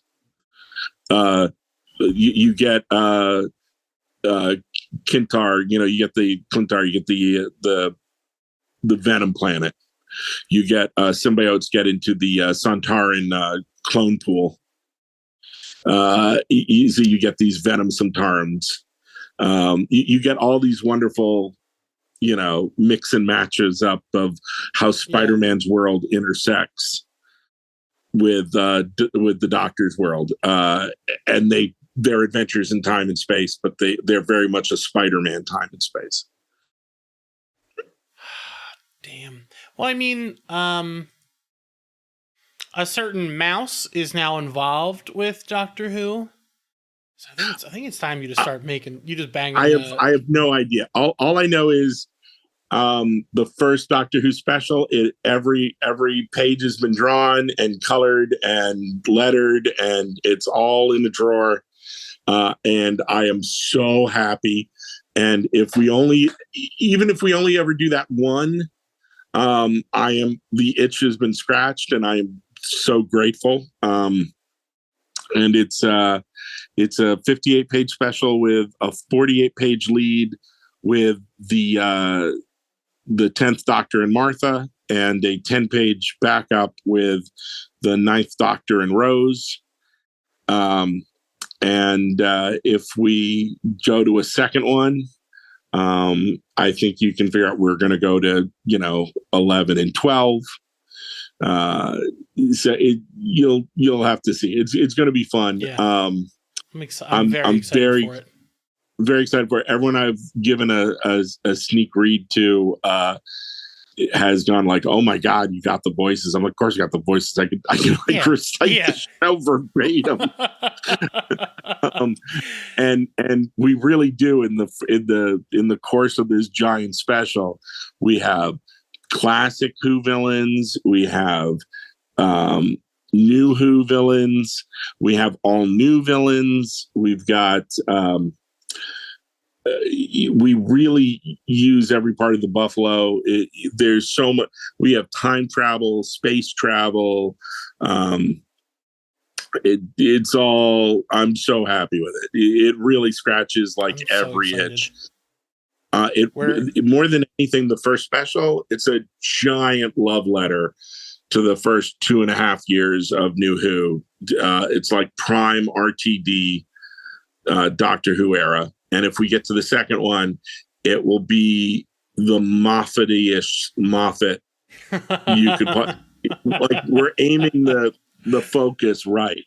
Like I've talked to my editor at Titan. I've told him the premise, the guts of what we would do when we go to 11 and 12. And the one thing we really don't do in the first special is we don't do timey-wimey,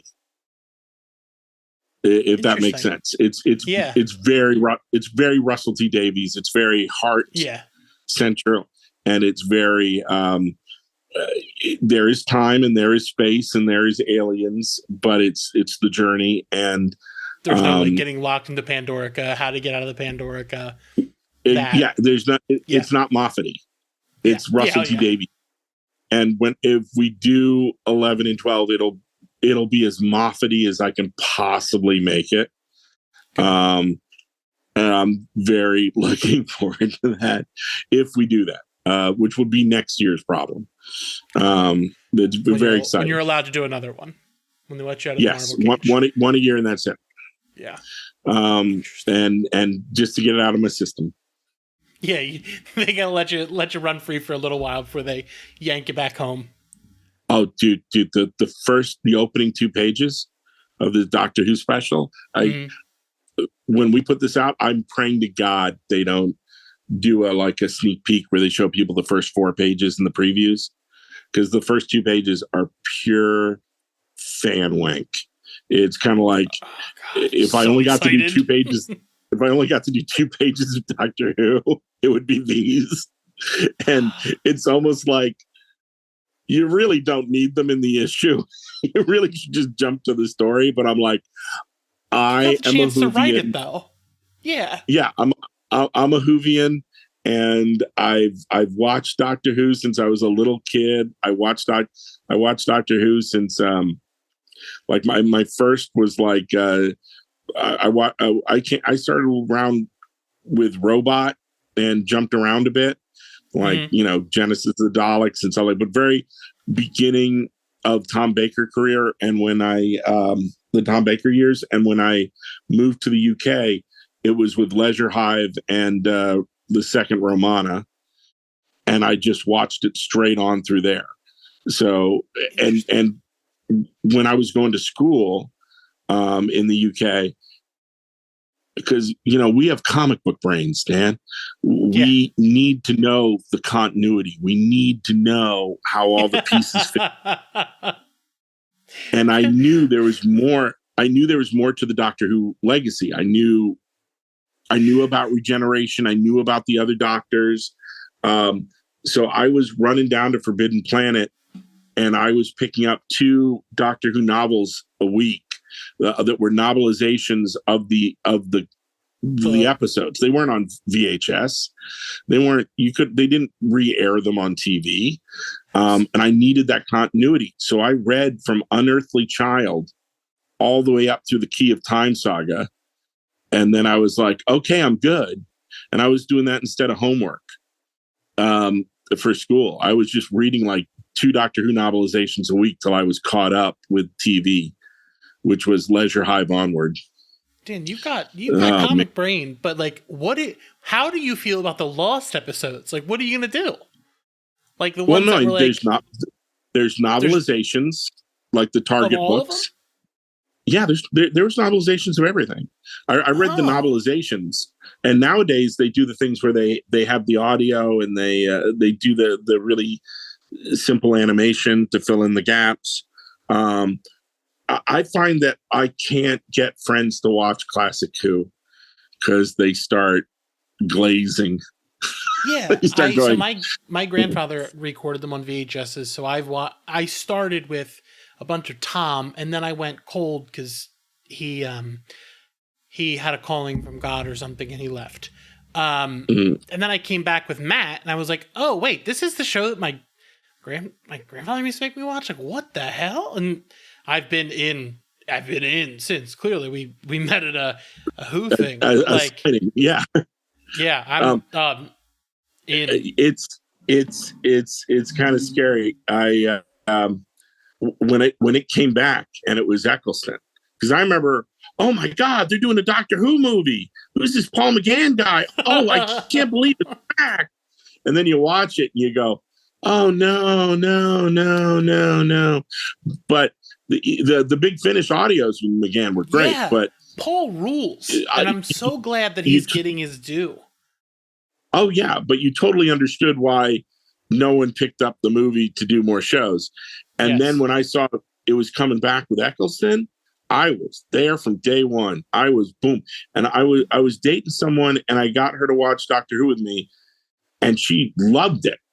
She was like, oh, this is the best show.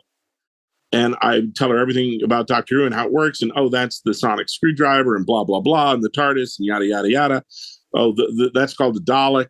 I can tell you about it after the episode. I was very much there to be a resource when she had any questions. And then we get to Parting of the Ways, and he transforms into David Tennant. And she freaked out. She went, "What just happened?" "Oh, the doctor can regenerate." And she was like, "You never told me that.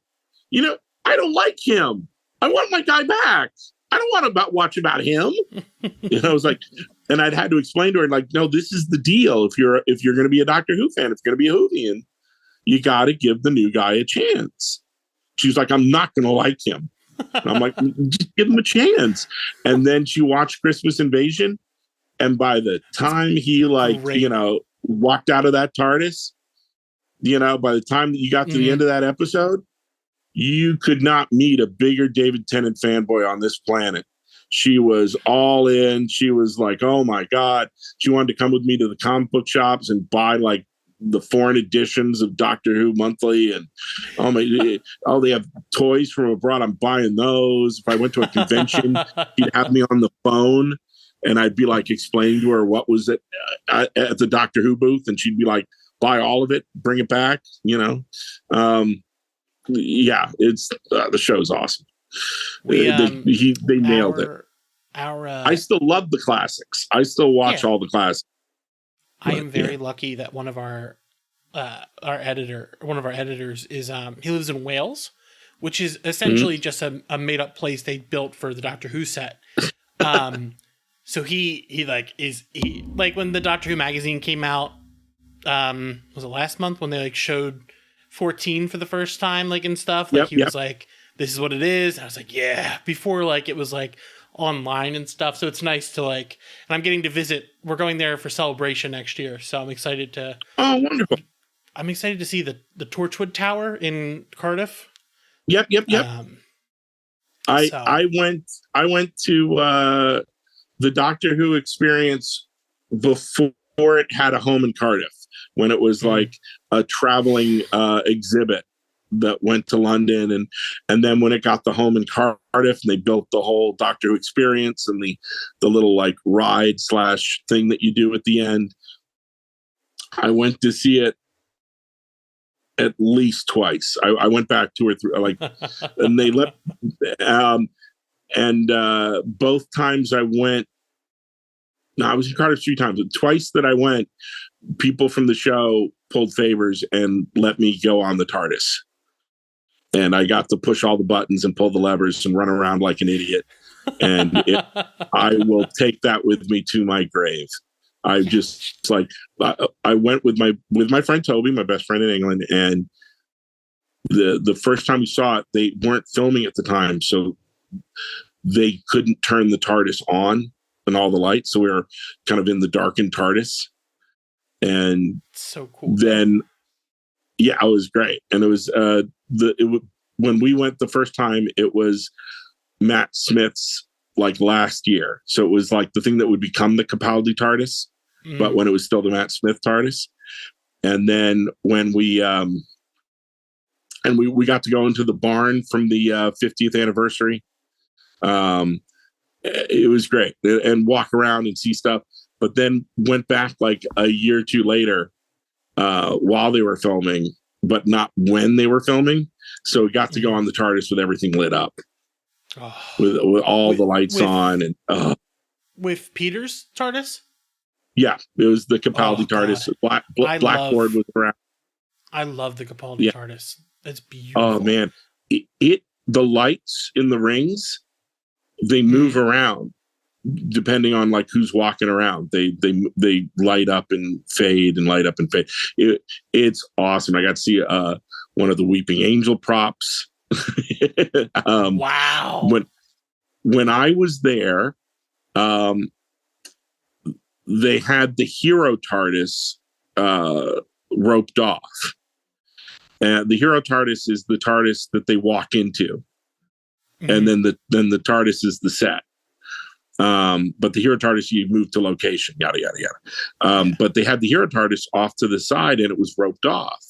And I asked the producer, I'm like, he was a friend, I was like, "Why is the Hero TARDIS roped off?" And he's like, "I can't tell you. You can't look at it." And I was like, "Please." He's like, "If you look at this, you can tell no one." And I'm like, I go behind the ropes and with his permission, and I look, and I freak out. And he looks at me, he's like, what do you think it means? I'm like, Clara's going to die and Riggsy paints a mural. He's like, you're good. Like, you got all that from looking at him. Like, yeah, Riggsy from Flatline. He's going to paint a mural. He's coming back. You're like, wow. And he's like, you can tell no one. And I was friends with the guys who do the Doctor Who Extra show. Mm-hmm. And I was talking to them and they were like, we hear you've been to Cardiff. I'm like, I've been to Cardiff. Have you been to Cardiff? I'm like, yeah. Do you know about the Hero TARDIS? Do you know about the Hero TARDIS? It's roped off. Did you get to see it? We got to see it. Did you get to see it? I got to see it. And then we're like looking around like, Riggsy's going to paint a mural and Clara's going to die. They were the only people I could talk to about it because they're the only other people I knew who saw it. And then I just had to sit and wait. Oh, that's the worst when you know things before other people and you just got to sit there. Oh, no. Marvel has taught me well. There are secrets I will take to the grave. There, even after they've come out, I will say shut up about it so people won't even find out how I found out. So it's like you have to, because if you even for a moment think about opening your mouth, a red dot appears on your forehead from like a mile away. Who holds the? Is it Mickey? The sites. Oh, okay, it's Feige. I just assumed Mickey was the one.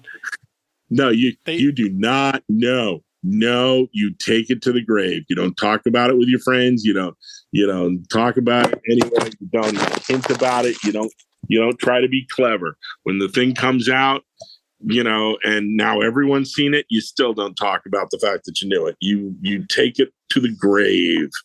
That's how it is. It's the Marvel way. If you can't do that, get out of the industry. You develop those skills and you don't talk. So whoosh. I'm not Tom Holland, man. I can't get away with it. That kid rules. You've met him, right? Yeah. I was on the set for Homecoming and got to hang out with him. He's lovely. He's a wonderful person. He's really nice. There's like a harness they make him wear that's really annoying to get him to fling him up in the air. And like one of the sequences they filmed where I was on set was when he's at school in the like exterior shot and he looks around and then he uses his spider powers to hop the fence. And it was the last shot they were ever going to do and pick up with the harness. And he so hated the harness that for his benefit, they brought out flammable fluid and they were going to soak it and he could like set the harness on fire because he so hated wearing it. And I was like, they're really going to do that? He's like, yeah, I do not like that harness. And I'm like, you could sell that on eBay. You can go. And he's like, someone's going to want Tom Holland's sweaty harness. I'm like, yes, there are many people who would want Tom Holland's sweaty harness. And then he went, wouldn't those same people buy the ashes of Tom Holland's sweaty harness? And I'm like, yeah, okay, we'll do that then. Well, Dan, I'm so glad we got to talk. I'm so glad we got to talk about Spider-Man. I'm so glad we got to talk again, and not just at the Sony Doctor Who exhibit. Yeah. So Spider-Man comes out monthly. It is on issue 4 as of January. Oh Jesus! Right? Yes. Yes, because I just have issue 3 today. Though we should probably rename it because Spider-Man has been severed from the web of life and destiny, and he is now no longer exists. He no longer exists. Spider-Man is over. It's gone. Yep. Suck it, Zeb Wells. It's over. Good luck writing 3 books a month now. Yeah. Now it's everybody in Spider-Man's book but Spider-Man, the comic. Well, thank you, Jan. You can find us at gatecrashers.fan and on all social media at gatecrasherspod. It's the Gatecrashers.